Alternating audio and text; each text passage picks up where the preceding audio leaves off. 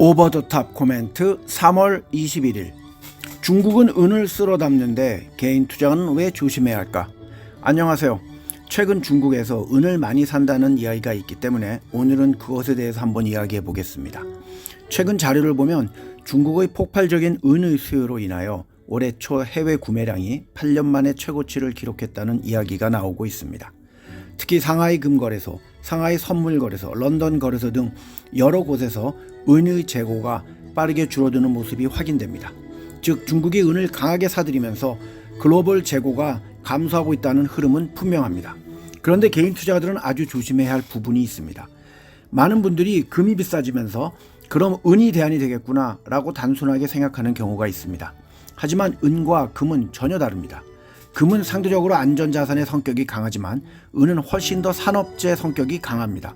태양광, 전자제품, 각종 제조업 수요에 영향을 많이 받는 은이기 때문에 경기 상황과 산업 사이클에 따라 가격이 훨씬 더 크게 움직일 수 있습니다. 즉 은은 금보다 변동성이 훨씬 큽니다.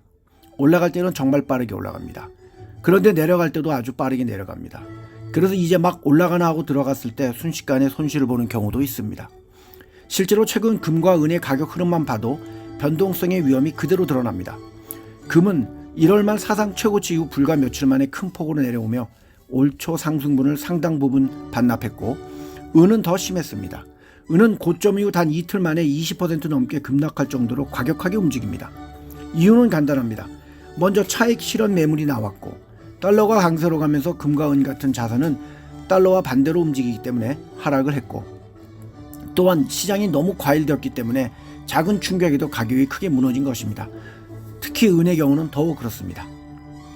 지금 중국이 은을 많이 사들이는 이유도 개인 투자가들이 장기적인 안전자산 수요에만 있는 것이 아닙니다.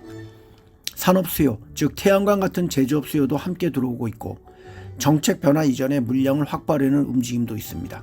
따라서 중국의 매수는 국가적이고 산업적인 판단이 함께 들어가는 흐름이기에 개인 투자자의 투자 논리로 무심코 들어가면 안 됩니다. 즉 중국이 산다고 해서 내가 사야 하는 것이 아닙니다. 국가나 대형 산업체는 가격이 흔들려도 버틸 수 있고 또 장기적으로 비축할 수도 있습니다만 개인 투자자는 다릅니다. 가격이 10%, 20%만 흔들려도 심리적으로 버티기 어렵고 안 좋은 가격에서 손절하게 됩니다. 더구나 이미 최근에는 위에서 언급했다시피 금과 은의 가격이 하락하면서 뒤늦게 들어간 투자자들은 손해를 보고 있습니다. 은은 금보다 훨씬 더 예측이 어렵고 산업 수요의 둔화와 투기 자금의 이탈까지 겹치면 생각보다 깊게 조용히 나올 수도 있는 변동성 큰 자산입니다. 이건 제가 유튜브나 SNS상에서 여러 번에 걸쳐 누누이 이야기했던 내용입니다. 은은 오를 때는 기대감만 보고 들어가면 안 되고 내려갈 때 내가 그 변동성을 감당할 수 있는지부터 생각하고 들어가셔야 합니다.